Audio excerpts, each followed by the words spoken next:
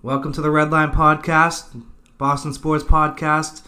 Justin with my friend Matt here and discuss Boston sports. So, to start off with, probably going to talk about NBA free agency. You know, a lot of stuff's happening right now. Yeah, crazy stuff. Kyrie to Brooklyn is almost a certain. Al's out.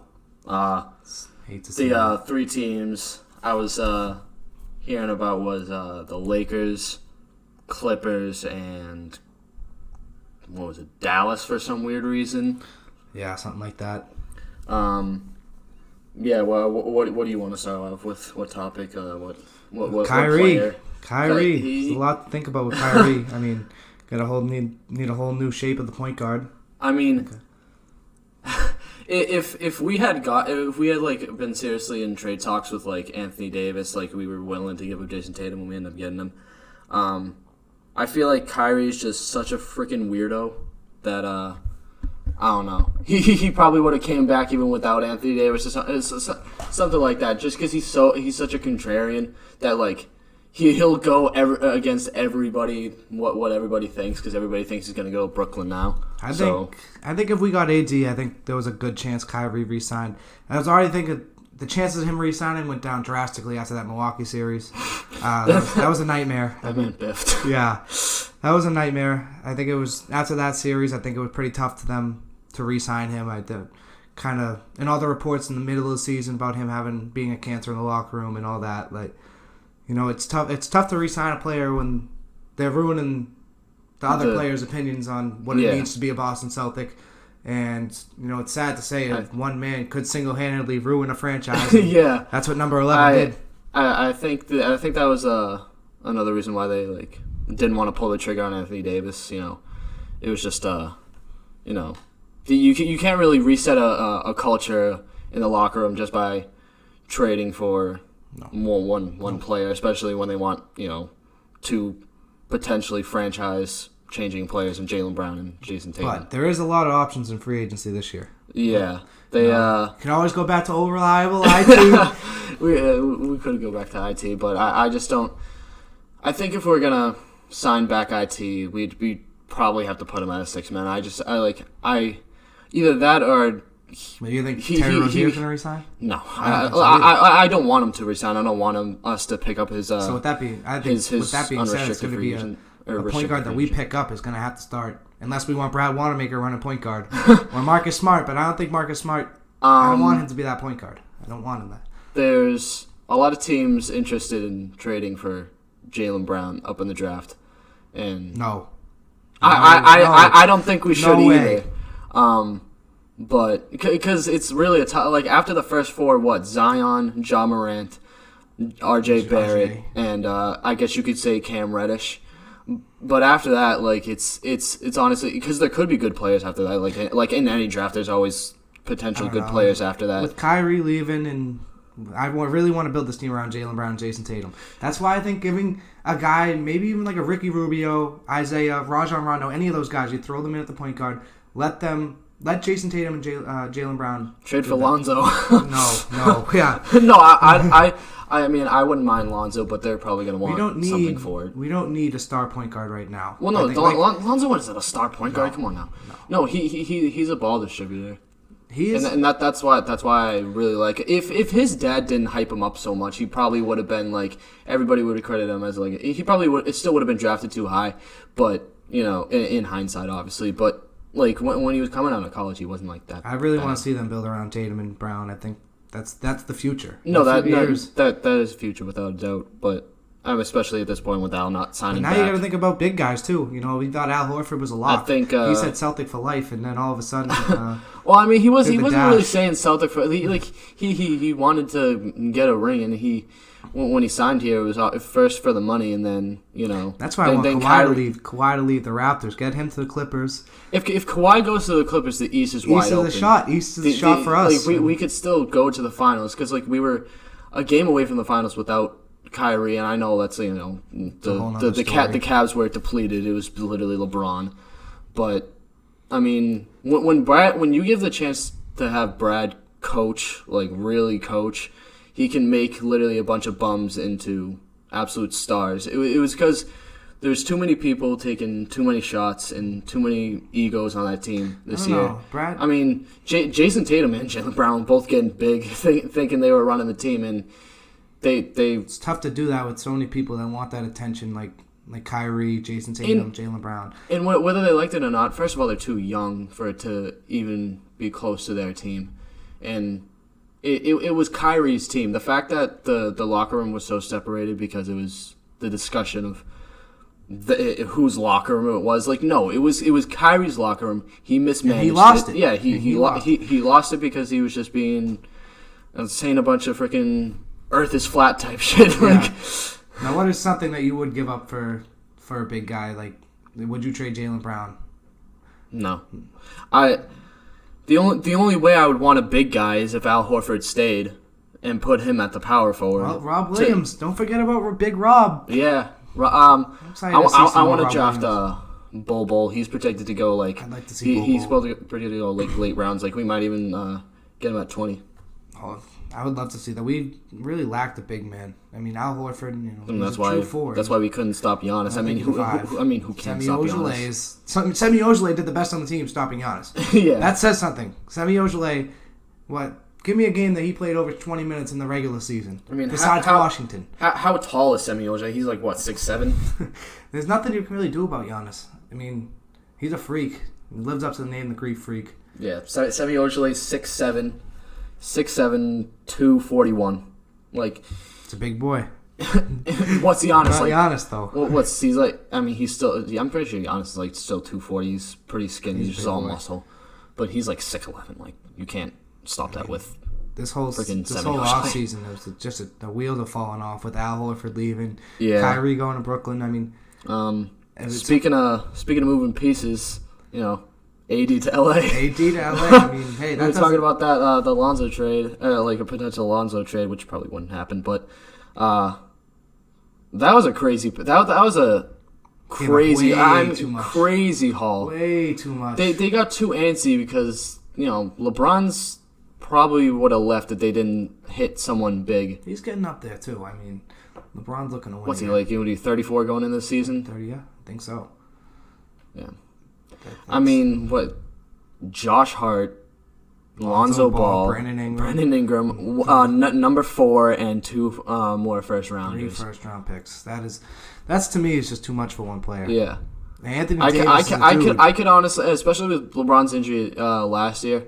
I mean, he's a freak, and I feel like he's definitely more physically fit than Kobe was, but you could see, and Anthony Davis was riddled with injuries throughout the past couple of years, keeping him out for a while. I could see the Dwight Howard trade, or not trade, but the Dwight Howard signing when he signed him with the Lakers and they try to make Nash, Kobe, and I could see it falling apart. But I mean, I feel like LeBron's just a different thing. Clay out and KD out all next year, I think that team has a really clear shot to the finals out of the West. And Houston, if CP3, I feel like at this point, if LeBron doesn't go to the finals this year, unless another crazy trade or crazy signing happens in the West, LeBron should go to the finals. I don't care. Like he shouldn't have an excuse at this point. That team, you have what I would consider two top 5 players. Yeah, that's what I consider them. I mean, the only real threat to them, I think, is Houston, and I don't think what would be the top 5, like LeBron. I mean, no, in no particular order, like LeBron, Giannis, Kawhi, KD, AD. I think with the whole Warriors situation, it's horrible, but I mean, the only one that stands in their way is Houston. I mean, talk about bad timing with Klay Thompson's ACL tear. I mean, not just on the Warriors part, but they took that way back to 7. They would have given the Raptors a run. Yeah, his own career, like being bad timing. Like you're right on a contract year, and you tear your ACL. KD's right on the opting out stage of his contract. New York. I mean, if he opted out, the Knicks, they missed on KD. They missed on the number 1 pick. I mean, they could have had Zion and KD and Kyrie, and Kyrie took the other New York. I mean, it's a bad year for the Knicks. It's always a bad year for the Knicks. Come on, I don't expect anything less. It's the Knicks curse. It is. I don't expect anything less from the Knicks. Who was the Bulls and Lakers coach that took over GM? What was his name? the triangle with Chicago. You know what I'm talking about? The guy with the glasses. Yeah. Oh yeah. I can't think of his name, but I mean, beside the point, the Knicks. Yeah, the Knicks. When he was running GM, I mean, you had Carmelo Anthony. I know like Carmelo Anthony's been labeled as like a loser the past like couple years, digressing as a player, but he was dropping. What was it like that year? It was like something stupid, like 28. He won the scoring title on the Knicks.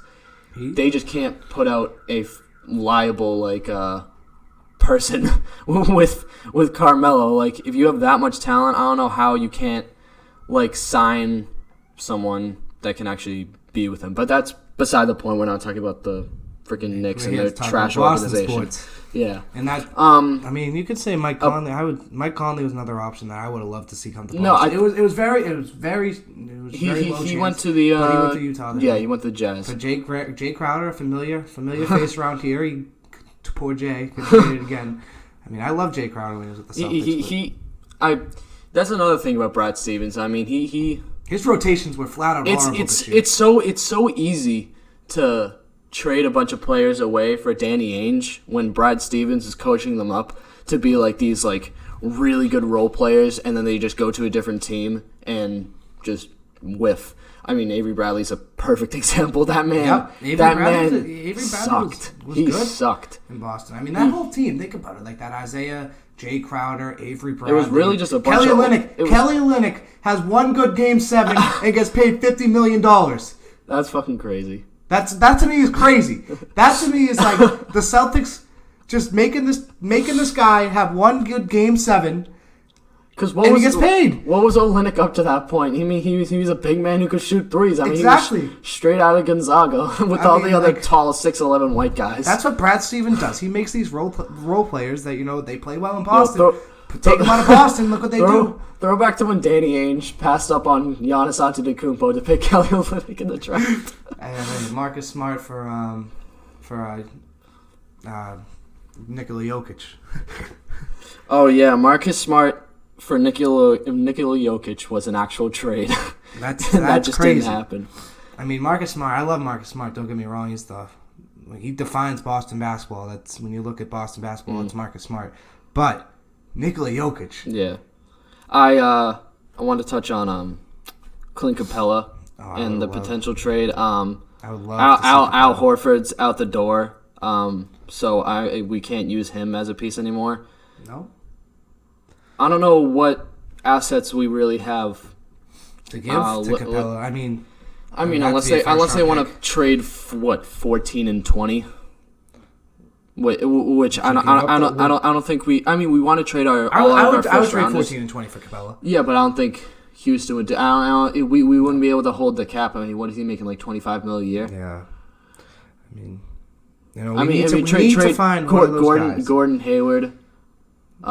14 and 20. I don't want to give up hope on Gordon Hayward yet. I don't want to give up hope on him, but like at the same time, Capella's like what? He's like 20. He's like early 20 or like mid 20s or something like that. Like even if Gordon Hayward comes back to somewhat what he was.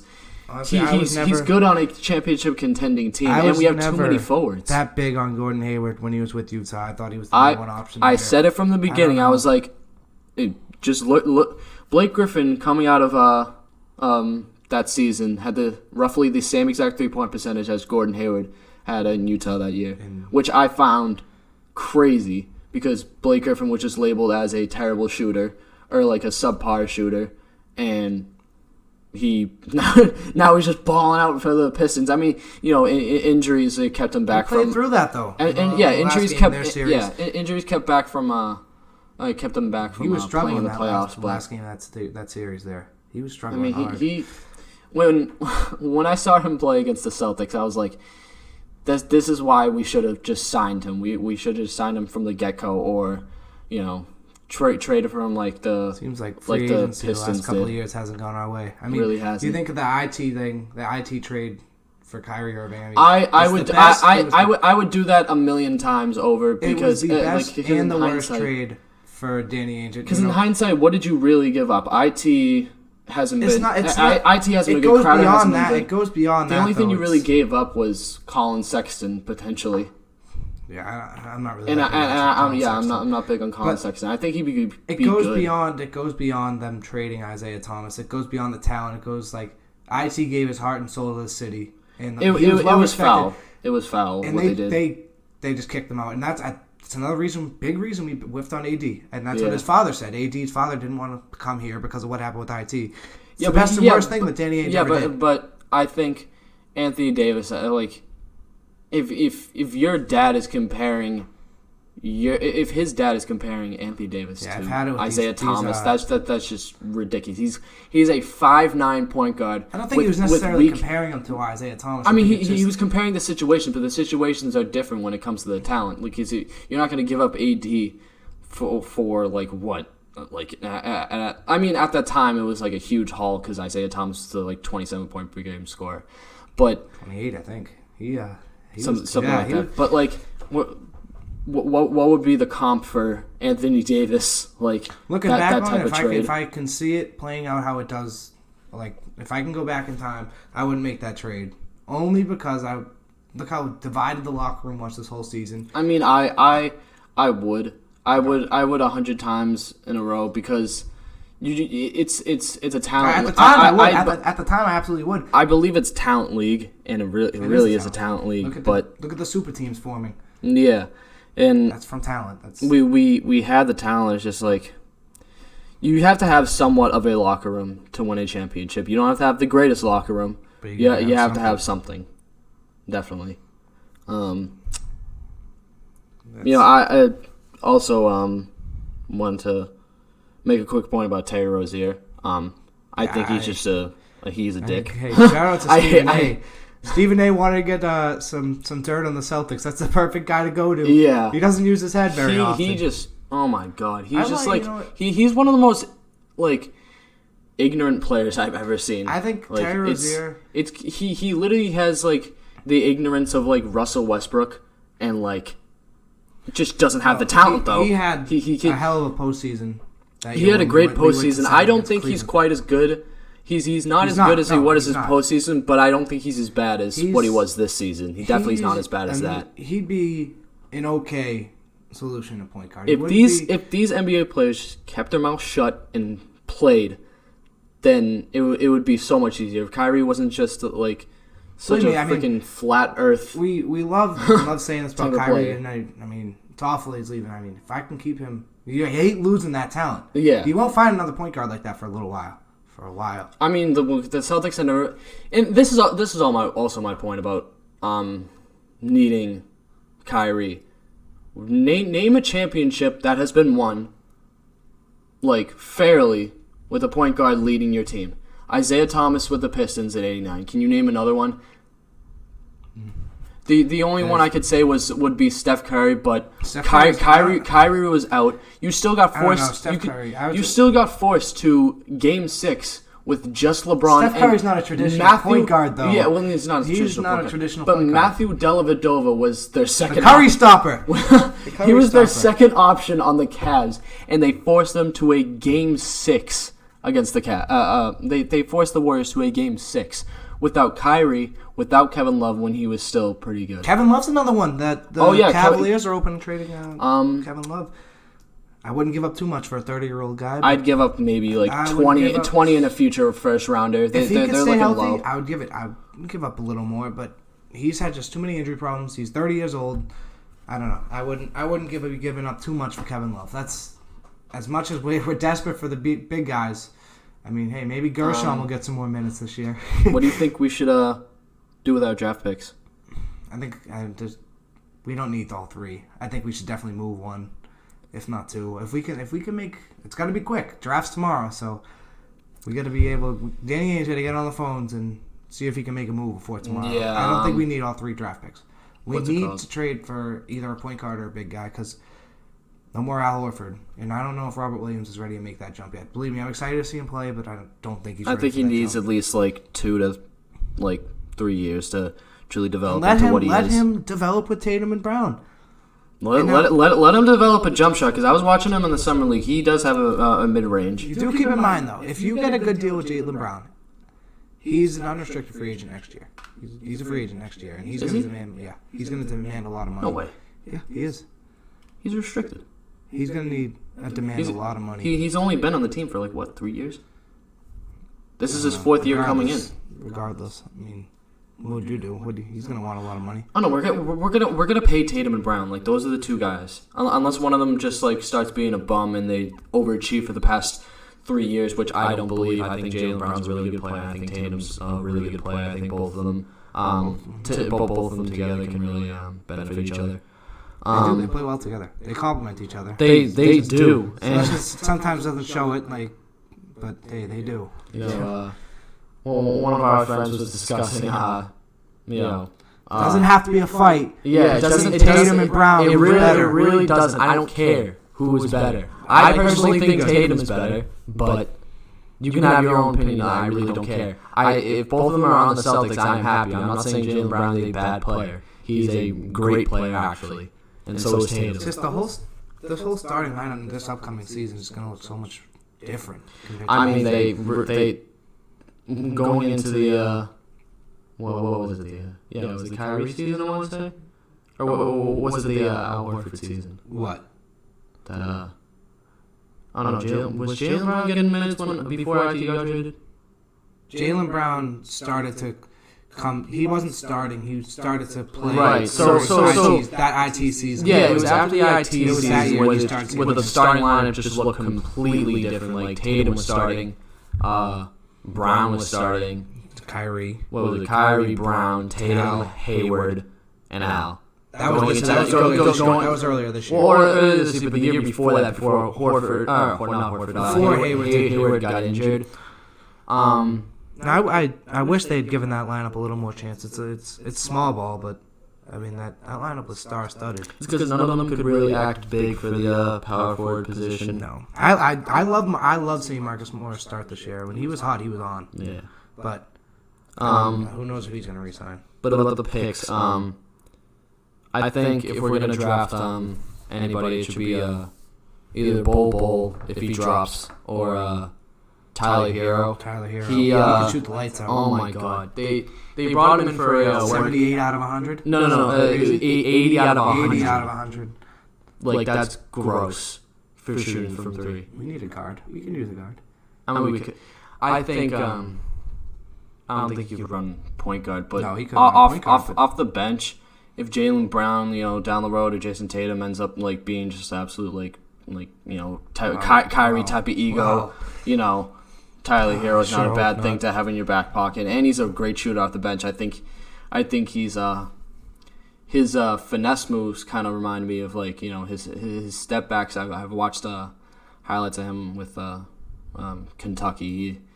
He really reminds me of a Jason Tatum or a Klay Thompson. Maybe he'll be the next John Calipari product. Can make the finals. Devin Booker. What was it? He went to Kentucky, right? I'm not sure. The Boogie did. DeMarcus Cousins was the first one that first player John Calipari coached to make it to the finals, and he couldn't pull it through. But Tyler Hero, I think it would be a good option at 14. I don't think he's going to fall anything less than that. No. There's a lot of teams looking for, that guard who can shoot the lights out, who's becoming a shooting league. Bol is probably the most slept-on person in this draft, and it's because of his physical, Lanky, he's weak, but he's big. He's big. He's 7'3", can shoot the three. He's got a little shot with him. He can shoot. No, he's got a really good shot. I just think you got to especially for a big guy. I think you just got to put him on steroids and just say fuck it. Let him give it a try. See what can happen. See if they test him. Yeah, and if not, you'll already have the effects of the steroids after. So you'll be fine. You'll be bulked up for the next couple of years. Yeah, I mean, before the side effects. We definitely need to.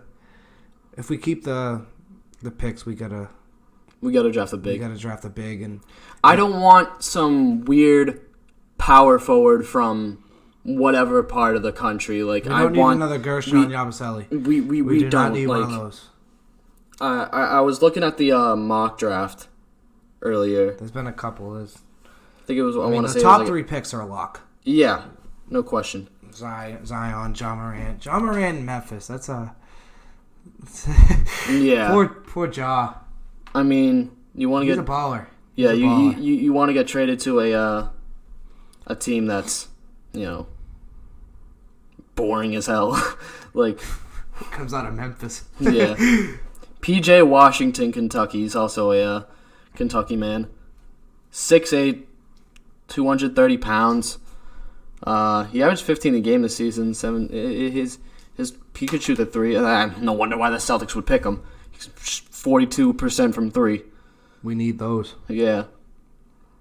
But I mean, it makes me mad that the Celtics would be reluctant to go after a big man just because he can't shoot the three, and that's what made me mad the past couple of years. I think in the years past, but now with Al Horford out the door, I think that whole you just got to say whole like thought no. needs to be thrown out the window, and You need a guy who can get boards and protect the paint. And Baines, as much as I love Baines, he's just not that. He's a good player off the bench, but he's just not the. You can't start. I Baines love running the Twin Towers. I'm gonna miss that. Yeah, no, you can't start Baines for an 82-game season. No, he wouldn't last.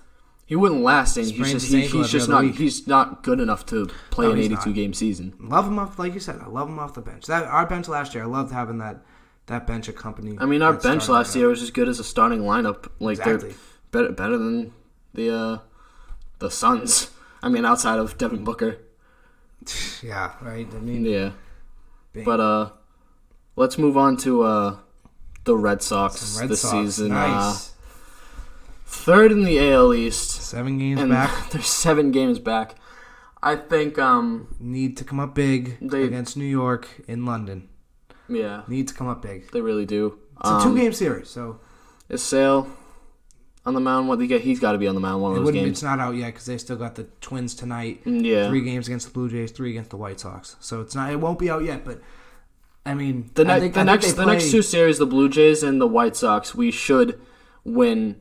We should only lose one. We should only lose. We should only lose one of those games. Before last night in the 17-inning game, I think it was 6 straight wins. And I need people to stop saying it's Chris Sale's fault. It's not.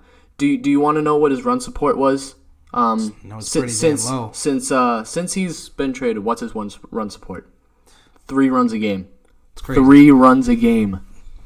Like that's even with that offense last year. I mean, runs were just. I don't know how we won 108 games last season with Chris Sale getting 3 runs a game support. Like that just blows me away. Sale's definitely buckled down a little bit. I mean, leads the MLB in strikeouts. Yeah.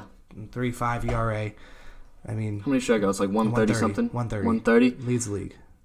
I mean, it's just that bullpen. It really is. He either doesn't get the win because his bullpen just like biffs, or something else happens. It's just like last year, I think our runs kind of overcame that bullpen. I mean, the bullpen was a hell of a lot better than it was this year. Yeah, but we scored enough runs, so the thing was the thing was our bullpen wasn't good last year. It wasn't. We scored runs, so you didn't panic when the bullpen when it came to the bullpen, and people didn't panic. And it was what's it called? It was us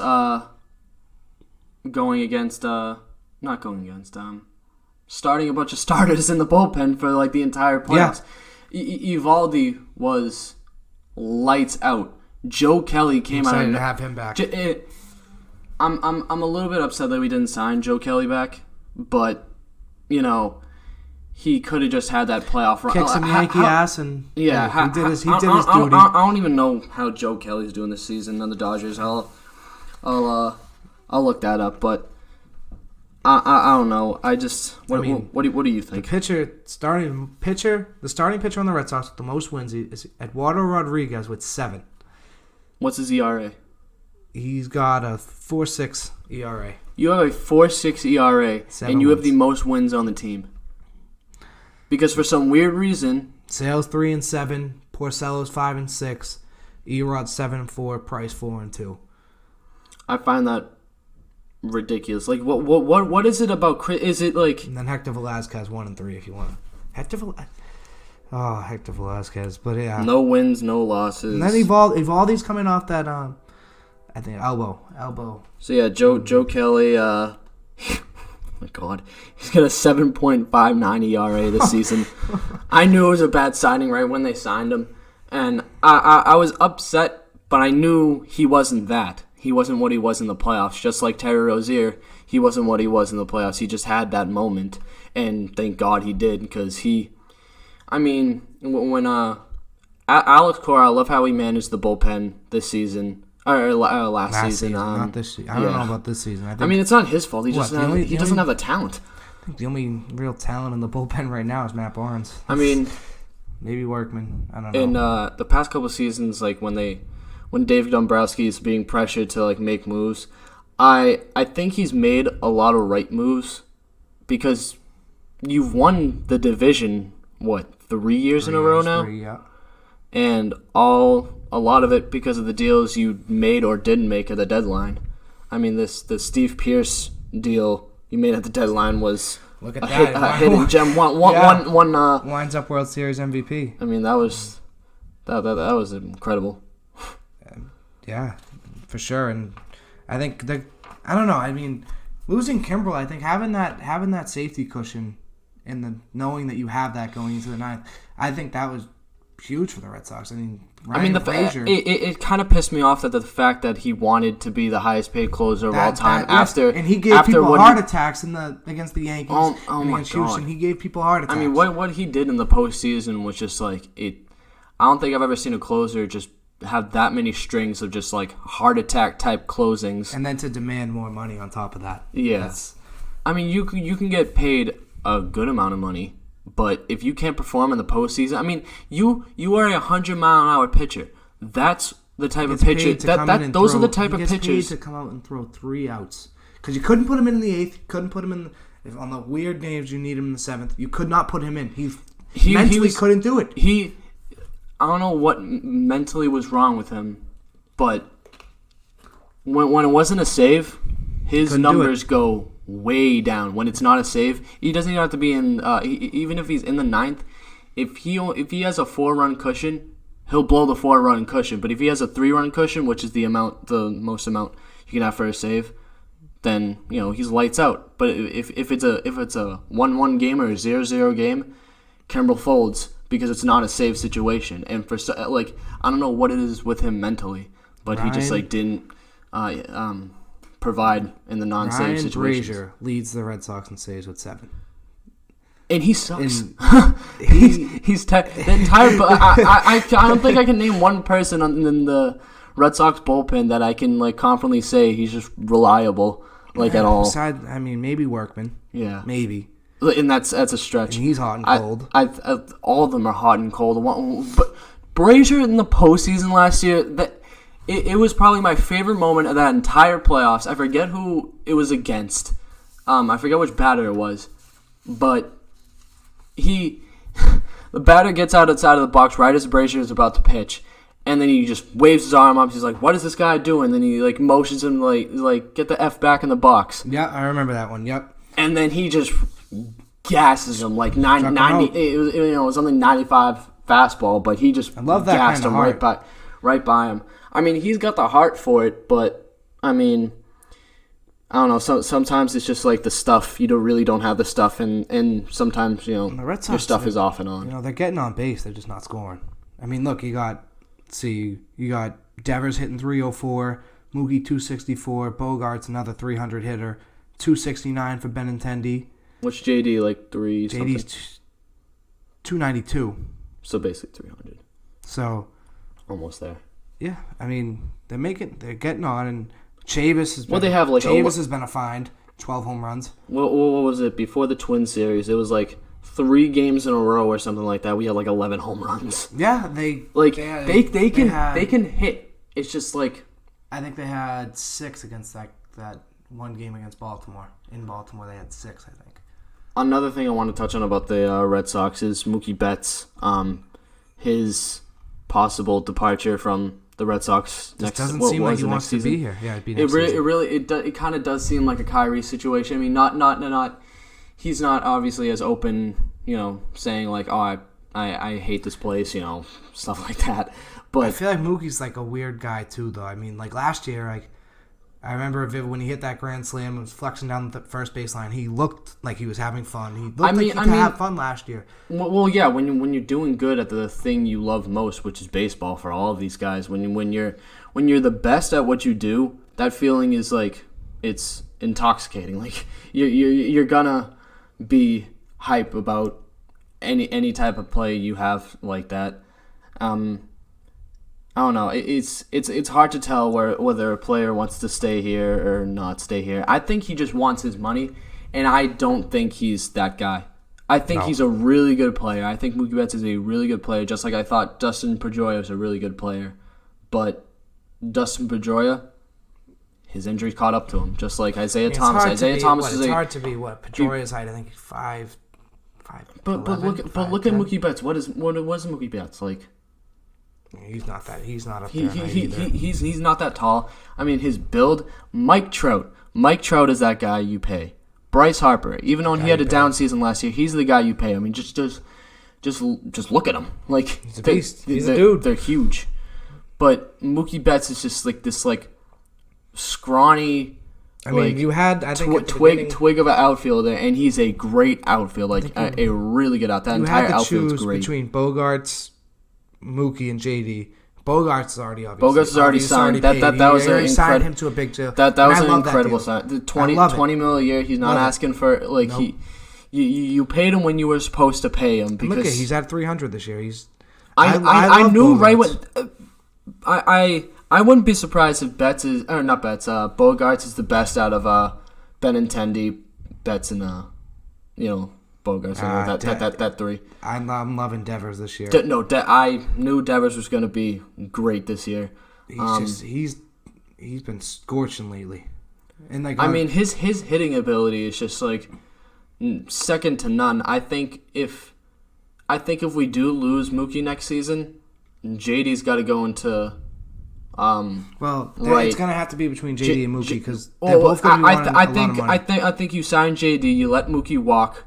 You sign JD to a lower contract, or not lower, but lower than whatever Mookie would make, and that's saying a lot because Mookie's probably gonna get a huge deal from some crap team just like Manny Machado did.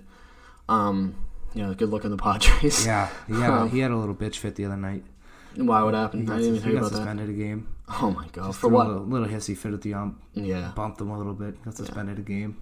That's another. I hate MLB umps. MLB umps annoy I love watching that shit though. I love watching it. I mean, I forget which umpire it was. I don't know if it was professional or not, but someone was telling me the umpire basically just stares back at the dugout, just absolutely grills the entire dugout, when there's a bad call and they were ranted and raving, it was a BS call. And the coach is basically like, dude, why are you staring at why are you instigating? He's instigating, yeah. I mean, umpires are some of the biggest instigators in sports, and that's just that's an indisputable fact. I missed a Bobby Valentine coming out, white hairs falling out of his head, oh my God. Red steam coming out of his ears. He was crazy. I mean, terrible manager. You're a real one if you remember Bobby Valentine. Terrible manager. But he was funny to watch. Yeah. I loved watching Bobby Valentine. He was on that case. Terrible team. What was Adrian Gonzalez still on that team? That was Adrian Gonzalez, Carl Crawford, Jacoby Ellsbury, Marco Scutaro, Pedroia, Saltalamacchia was the catcher. Euclid was at third then, right? Was Euclid was at third, yeah. Trying to remember. And then you have Darnell McDonald or Daniel Nava in left field, that wild card there. That team was just... That team was terrible. It was so bad. Everybody was hyping that team up because we got Adrian Gonzalez. The pitching was doing pretty good the year before that, even though Josh Beckett and John Lester. Yeah, that when they were in their Buckles was on that primes. team too. I mean, everyone's like, oh, that team's gonna be sick the next year. Worst to first. John Farrell comes into town and takes him, and then he fell off too. Yeah, Nothing about these Red Sox managers in their first years. I mean, the thing about John Farrell was like, he was basically just handed that team. He didn't do anything really. I mean, the job for the manager is just manage the bullpen. You don't have to do anything else. Just manage the bullpen well, and he did. He managed the bullpen great. But you were handed that insane off. I mean, I wouldn't call it insane. I think all of those players outside of David Ortiz, because we know he's a god. David Ortiz in that series, you might never see anything like that again. That was ridiculous. Yeah. He was hitting anything thrown to him. And that grand slam against the Tigers. That was probably like one of the most clutch hits he's ever had, easily. I think ever. Like, it's probably top 3.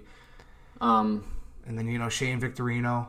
Yeah, he came alive, grand slam, and then he had another big double off the wall in the World Series. The Beard postseason. Mike Napoli. I just remembering that team, like Johnny Gomes, yes. I remember holding down the fort in the outfield. In that final World Series with that team, I'm pretty sure the entire team had a home run, except for that team the shortstop. Jose Iglesias. No, not JD Drew. Not Jose Iglesias. Not JD Drew, but his brother, Steven Drew. Steven Drew was the only one to not have a home run, and in Game 6, he hits a solo home run. He hit one against the Yankees, right? I don't know, but in that World Series, I'm pretty sure everybody had a home run in that World Series, like everybody on that team. Yeah, no, I do remember him hitting. Steven Drew was the only one to not have one. I remember him hitting a big one against the Yankees. I do remember that. But that team was. I've talked about these Red Sox when the first time their managers take over. I don't know what it is. Yeah. With Farrell and then Cora. Cora did an outstanding job. And Cora. Big next couple series for the Red Sox. Yeah. Blue Jays. I mean, I think they should, if not sweep, they should spank the Blue Jays. Like, that's just stupid. Same with the White Sox. The White Sox, at Fenway, I think the biggest series right now is against New York. I mean, 7 games out. And so 7 games out of first place. So yeah, I'm looking forward to the Yankees. I know we got the Blue Jays and the White Sox, and then Sox Yankees in London. So Blue Jays the 21st, the 23rd. Yeah, and so, but So yeah, I think we should talk about at least for a little bit about the Patriots. I love talking about the Patriots. I mean, not gonna lie. No, you don't. Don't even lie to yourself. Don't even lie to yourself. Don't even lie to yourself. I'm talking about football. He is a Broncos fan at heart. I know. I am. No, I know what you're thinking. I don't. Broncos fan talking about Patriots. Yeah. I love talking. Let me rephrase that. I love talking about football. I love talking the Patriots. At least you gave into the fact that Tom Brady's the GOAT. Oh, for sure. Come on. That guy, I mean, crazy. He's on another level. But everybody knows that. We gonna talk about that honestly, much. I didn't realize how big of an offseason the Patriots had until I put it really all together. I think Michael Bennett, huge. Philadelphia. Yeah, he's a dude. I'm pretty sure they extended him, for 2 years or $10 million or something like that. Something like that. And I bet you Gronk comes back. I wouldn't be surprised. Week 4, I wouldn't be surprised. Released Dwayne Allen. They signed Ben Watson, who got suspended 4 games. They also signed Austin Seferian-Jenkins, then released him. Yeah, and I think ASJ, when given opportunities, has been good. He's been good. I think I heard he should have beaten the Patriots when he was on that Jets team. He caught that football. He caught that ball. It was debatable. I think ASJ, when given a chance, he's been good. He's been solid. I think he's been moving. When he was on that Jets team, I think he had 4 straight games with the touchdown. Yeah, I had him as my fantasy flex. He's been moving around a lot. I mean, Jamie Collins, one of the biggest signings in NFL offseason this year. Easy, and I think it really did go under the radar because you didn't really see him a lot in Cleveland. And that's not his fault. It's really just their setup. There, they sucked, and then last year, Baker and Chubb just kind of. I can't wait to watch the Browns this year. They just got to work on their game plan. Cleveland really does. I think they messed up when they didn't hire Greg Williams as their head coach. Yeah, I think Greg Williams would have made a lot better of head coach than Freddie Kitchens. But I mean, you have the quarterback now. You got a hell of an offense. Jarvis, OBJ, David think- Njoku, Kareem Hunt after 8 games. He'll be back on that team.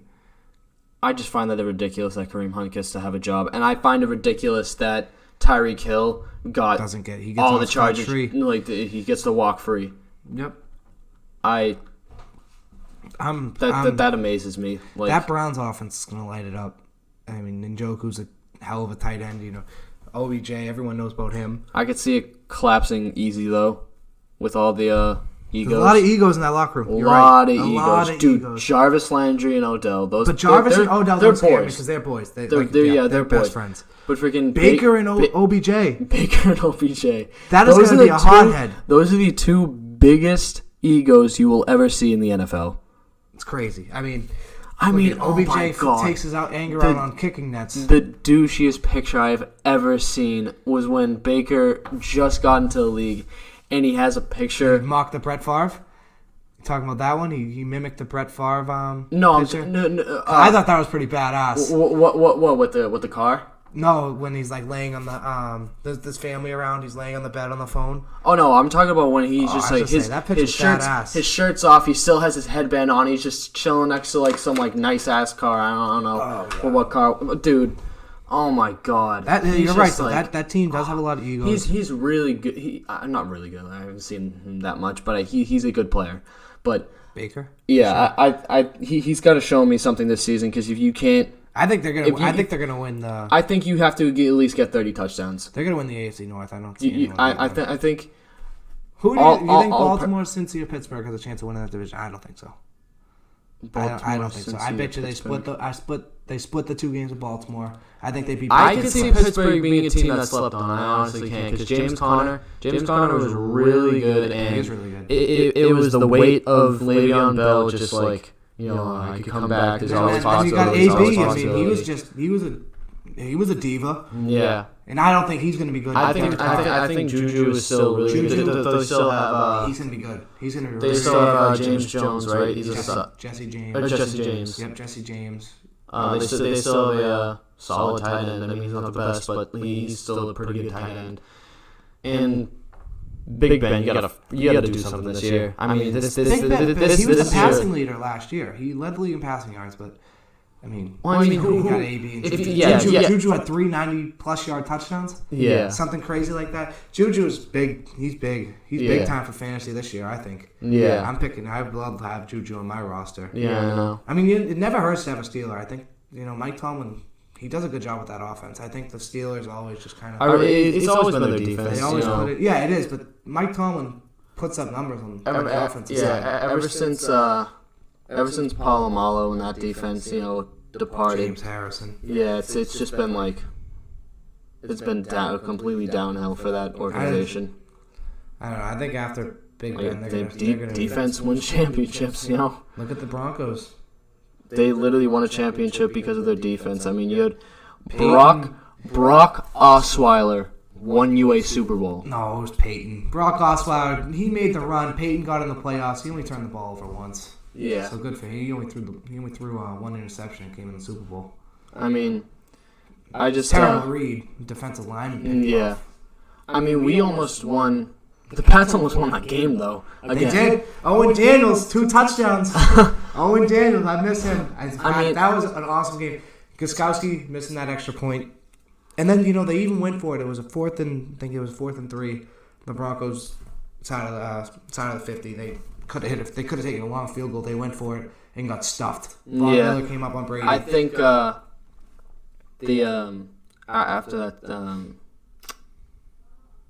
after that playoff game, they were really focusing on 2-point conversions, and it just shows you the year after that. Well, I'm pretty sure the year after that was the Falcons, Patriots, right? Yep. If I'm not mistaken. mistaken. Super Bowl 51. Yeah, the year after that, we're down 25. Was it right? 25? 23. That's 25. Yeah. So something like that, and we had to do 2 separate 2-point conversions. Who sets that up? I credit Dante Hightower to that. What he doesn't get that hit, that fumble. Oh yeah, easy. That's a momentum changer. Easy. That to me is just I still literally can't wrap that around my head. that they came back down 28-3. I cannot grip that. I don't think it's ever gonna.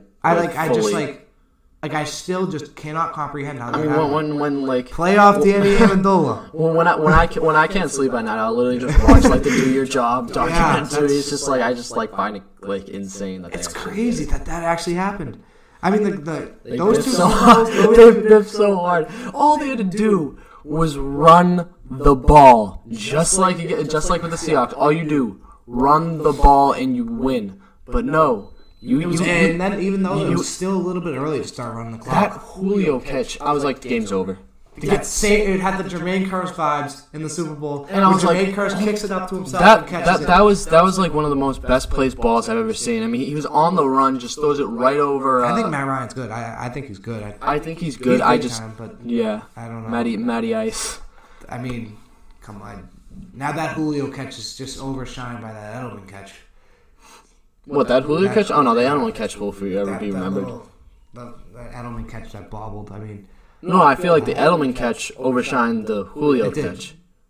Yeah. Oh, I thought you meant the Julio catch overshined that. You always see the Edelman catch. Yeah. That game. I mean, Amendola. If you just ran the ball, the Julio catch is one of the greatest catches in Super Bowl history. Same with Jermaine Kearse. Easy. Nobody remembers that Jermaine Kearse because Malcolm Butler catch. If you don't win the game, the catch doesn't mean anything. No one cares about the catch. I still literally can't comprehend why they have arguably the best running back in the league at that time. And they the Seahawks? Yep. Yeah. Having a hell of a year. I mean, it was... Because even if you don't get it, you have a timeout left. Pete Carroll, just like one of the stupidest. I think what it really came down to, they want to beat Tom Brady at his own game. They want to throw the winning touchdown.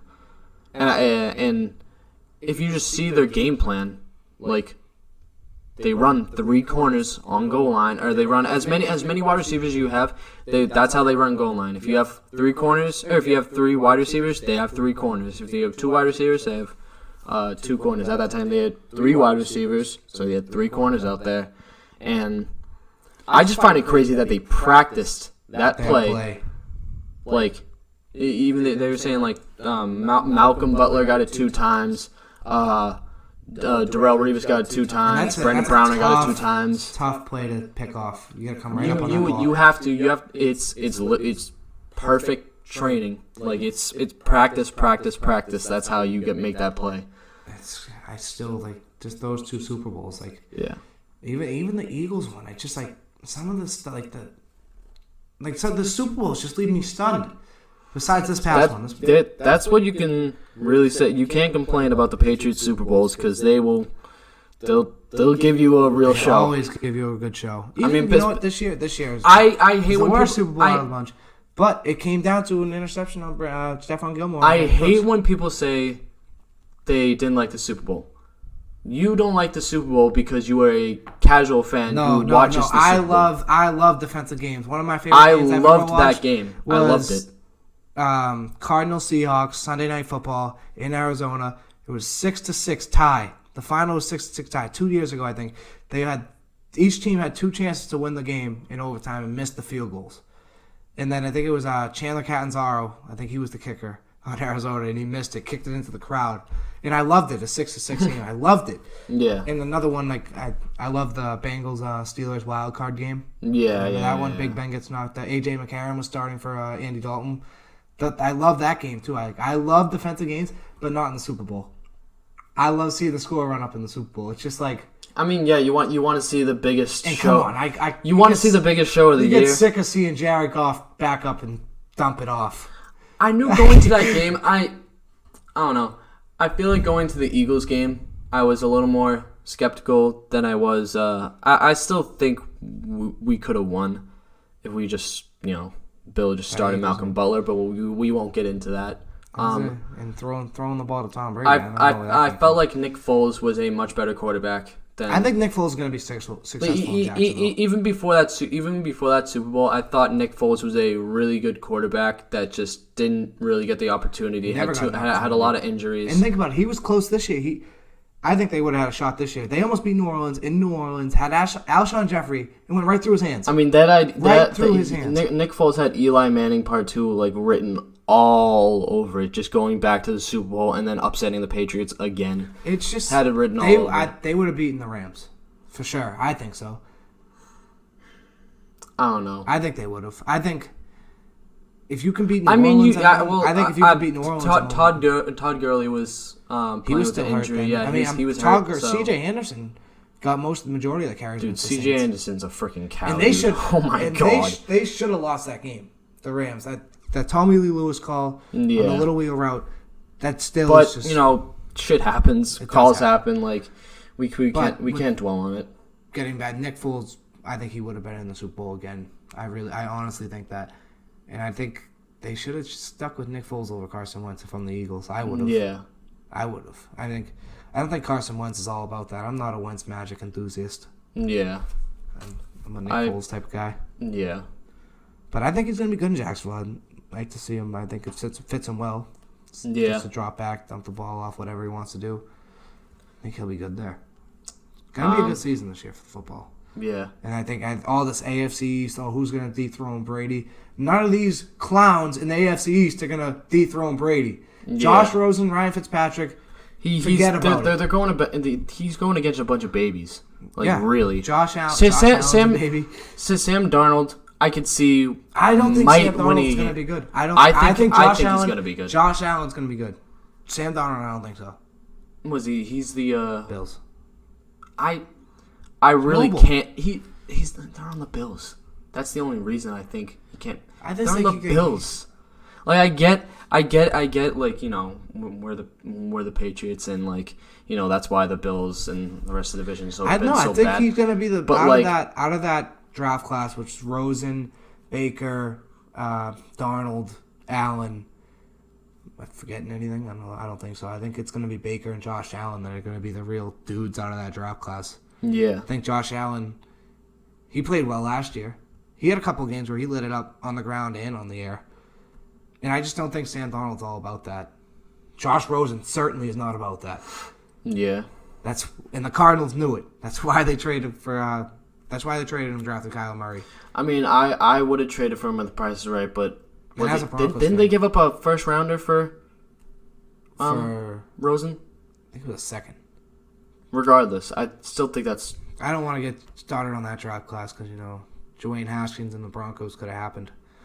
They went with Noah Fant, which hey, I'm all right with. They haven't had tight end production since Owen Daniels. Yeah, and I think he could be like a Julius Thomas kind of guy. Come on, Matt Lacoste just signed with the Patriots. Yeah, he was their best tight end last year, and maybe the Patriots can turn Matt Lacoste into a dude, but not the Broncos. And I think I would have found the Broncos. I would have given Case Keenum another shot. Yeah, and Joe Flacco's not the Joe Flacco that threw 12 touchdowns, no picks, and won a Super Bowl. Yeah, he's really not the same guy anymore. The fact that Elway says I was about to say I that. love John Elway, but he's a meathead. That was the stupidest thing I've ever heard. Easy. Going on at 11 to 12 touchdowns, no interceptions, and winning a Super Bowl. If that's not your prime, I don't know what the hell is. Yeah. That's a pretty incredible run. That's another you're never gonna see that type of performance. No, you're not. Even by Brady at his best, you're never gonna see 11 touchdowns and no interceptions. And they even lit in up a playoff that run. They lit up that Super Bowl too. I think it was, what was it? Madonna. Madonna shut the lights off. Somebody shut the lights off, and I don't know. The Ravens got scared of the dark. I thought Ravens liked the dark, but hey, it must just be a myth. I guess so. But yeah. But wanted to make a quick Bruins point. I know you don't like talking about the Bruins. You know much about it. No, not that. Not that I don't like talking about them. It's just I'm not that educated. Yeah. They were, I guess, partying at some club. St. Louis. I want to say this week or a couple days ago. They build chemistry. And people were criticizing them for partying and stuff. The amount of injuries that have been on that team throughout the playoff run, and this is the last time they're all gonna see each other for a while because they're all gonna be going in their respective places during the off season they're gonna go, on vacation with their families and stuff. For that kind of bonding thing. I don't think so. They took it to 7 games. I mean, granted. Obviously, I'm not much of a hockey guy, but St. Louis was close to last in February. Yeah, and they weren't even supposed to be in the Stanley Cup final. But given that, maybe you have a little reason to be a little ticked off. But I'm all for that kind of team. Team chemistry thing. The thing it really came down to was you didn't have the size, and they did. They just came. From what I saw, they came out faster. They were skating faster. I mean, we are. Binnington was a stud. Yeah. I think he was on. Oh my God. Being generous there. The Bruins were being generous, giving away him. Yeah. He was on Providence Bruins. Oh man. I mean, he was just a stud. Yeah.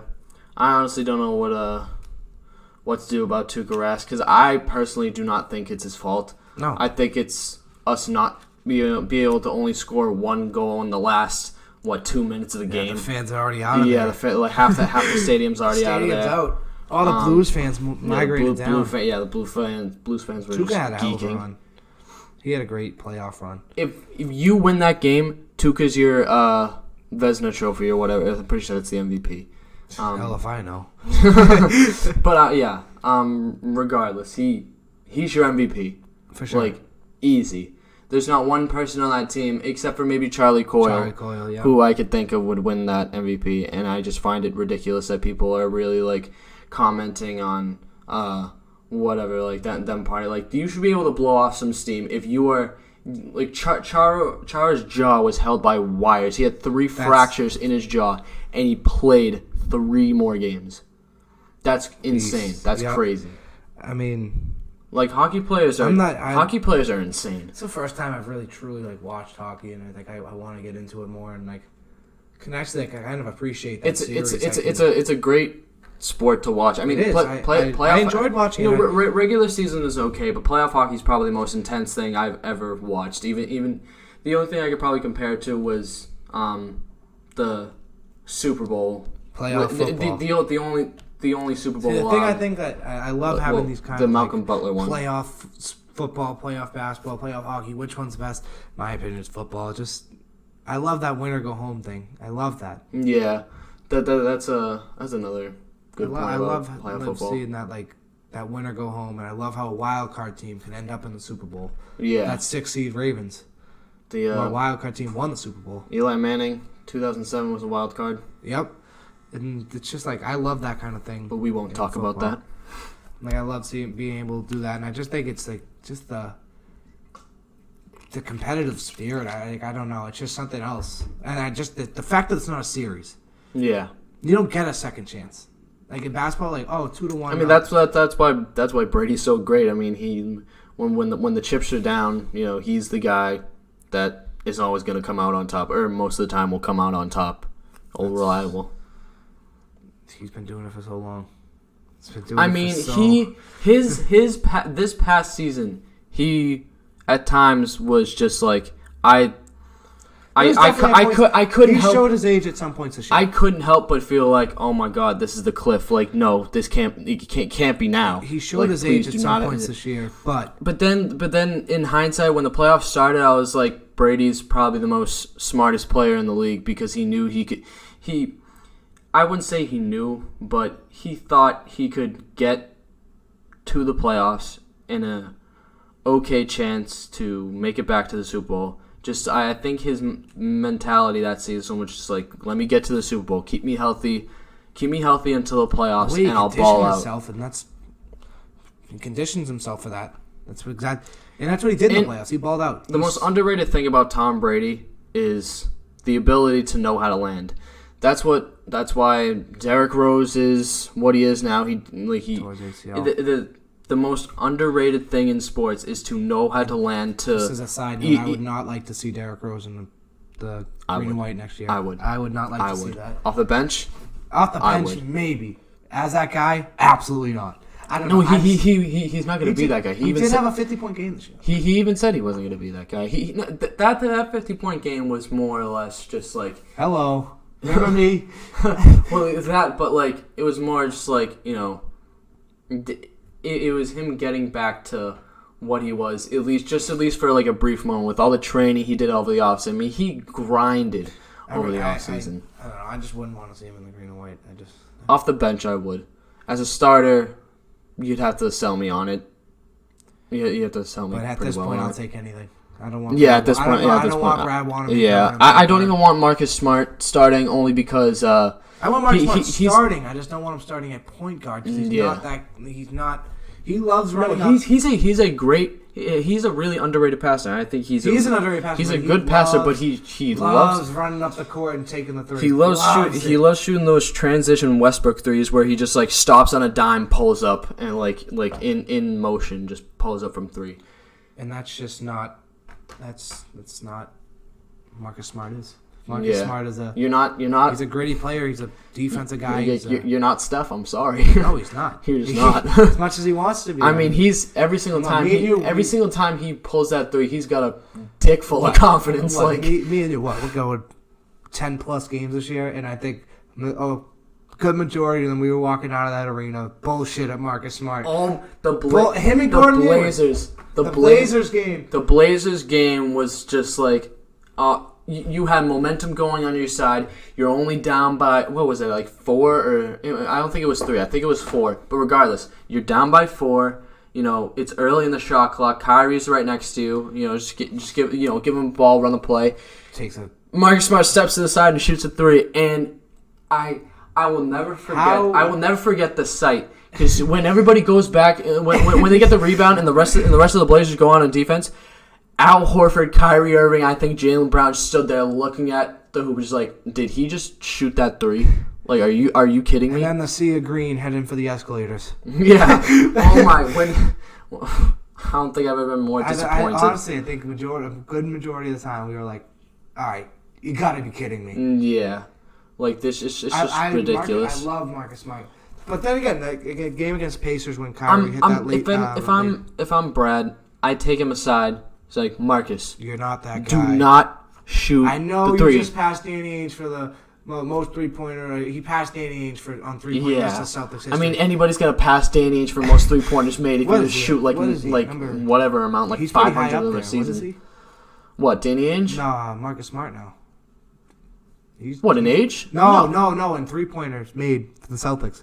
Oh, I wouldn't be surprised. Up there. No, but he's definitely 500. Up there. Yeah, no, he's definitely up there. I mean... He hit that, I remember, against the Pacers. Paul Pierce is quietly in the top 5 for three-pointers all time. The truth. And that's the truth. That's the truth. That's the truth. That's the truth. I remember that Pacers game, that must-win in the regular season that gave them the 4, when Marcus Smart stepped back late in the shot clock and just kind of hucked up a 3, and I was like, all right, maybe I can get used to this. And Kyrie hit the last second.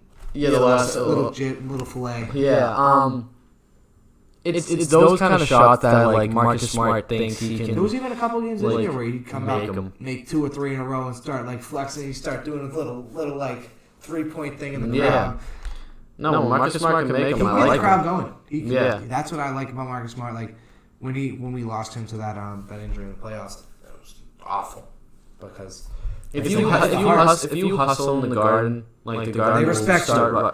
Gordon Hayward, when he made when he dove for that ball, the garden erupted. He didn't even get it. It went out of bounds. But the sight of him diving on that floor, going into the stands, garden loved it. They erupted. Yeah.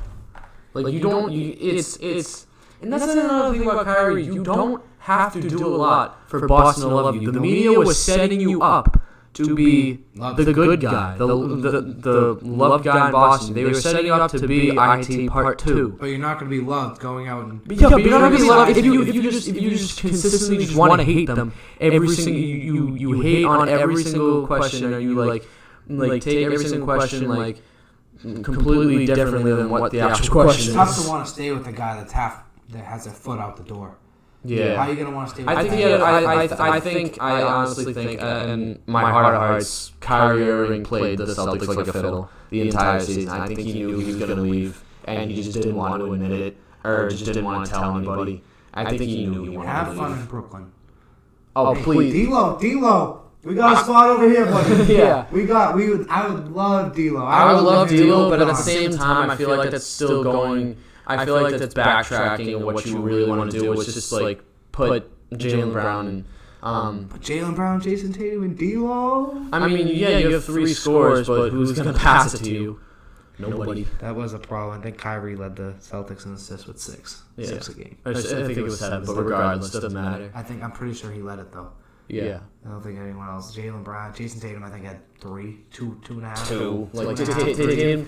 Tatum doesn't get a lot of assists, but I think he can move the ball. I hate when people say he can't move he doesn't pass. Move the ball. He does pass. He does like to back down and try to do it himself.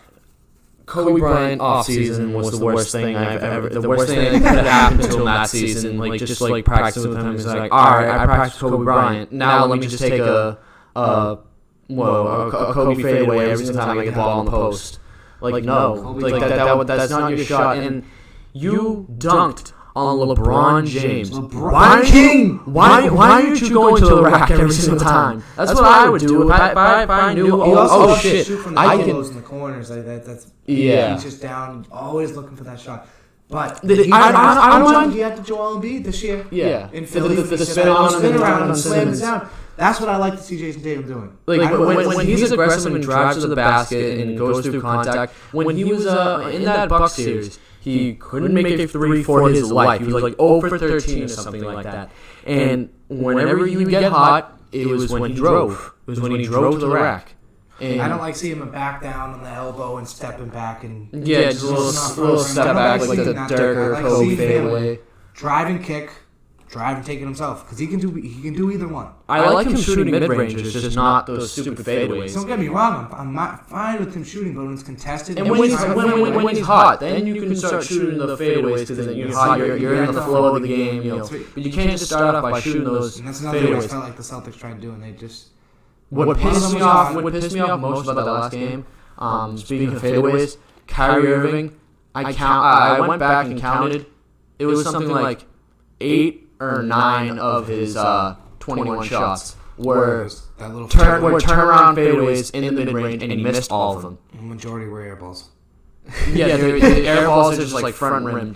And I know this isn't the Kyrie hate podcast, I'm not trying to like trash on Kyrie. He's a great point guard. You hate losing that talent, but if you lose that talent, you got to deal with it. Yeah, but it really pissed me off. Like I was just like out of my chair. He's like, stop shooting the turnaround fadeaways. Like they're not working. They're not like you go somewhere else. As a team, they didn't move the ball well enough. I mean, it's just I don't know. That team should have went to the finals, and that team should have won the finals. And that's what Golden State. That's what really hurts me the most. I wanted Golden State to win because I didn't want this to happen. I didn't want to see another team other than Golden State win because I knew if another team other than Golden State won, it should have been us. We were the next in line. I love seeing the Six party and all that. But Jurassic Park. I love seeing Jurassic Park. I love seeing those Drake videos. I love the Dude, I love being able to do Did you see him like talking to like the crowd like for the NBA championship speech or whatever like out in Toronto, and then he's like he gets off the mic and has he's fun with it. Yeah. I think everyone starts dying laughing. I would love to see him go to LA. Get him out of the East. Get me out of here. Leave the East. We just got rid of LeBron, and now we gotta deal with you. Like, no. He's a robot. We need to get him out of here. He literally is. I mean, he's a freak. He's the best player in the league. All right, we already got to deal with the Greek freak. I don't want to have to deal with Kawhi. I think Kawhi's after this series. I think he's stepped himself up. Beating the Drake curse, bringing Kyle Lowry's trash ass to win a finals. Jeremy Lin got a ring before CP3, Carmelo, Charles Barkley, James Harden. Jeremy Lin. I mean, Lin Sanity. That's what's going on. He low-key deserves a ring for that year. That 1 year. That one insane year. With that Knicks. Lin Sanity, baby. The only bright spot in the Knicks organization since like the 1970s when they won the championship. I don't know. Patrick Ewing. I won't discredit the Patrick Ewing era. Seems like the Knicks hate podcast too. Hate the Knicks. Oh. And his cancer. It's not my fault you can't run an organization correctly. For what? Right? Since the 90s, since Patrick Ewing. So that's what, like almost 20 years now. You can't like make a actual playoff product. Not even an NBA Finals product. You know, not that. A playoff product. They went to the playoffs at least once or twice, but then they got knocked out in the first round, coincidentally by the Celtics. But that's neither here nor there. The truth. That's the truth. That's the truth. So, yeah. Yeah. I don't know. Knicks. They I just don't know how you can go 20 years without doing anything. Like, but it really baffles me that you wasted Carmelo's career. You really did. I know. But well, you got anything else to say about free agency? Any thoughts in your mind at all? But I'm sure once we do it again, once we do our next episode, yeah, hell of a lot to talk about. Tune in for the next episode. I'm telling you. Thank you for listening. Yeah, appreciate it. But yeah, tune in next time. Yeah. Thank you. We're out. We out. Mamba out.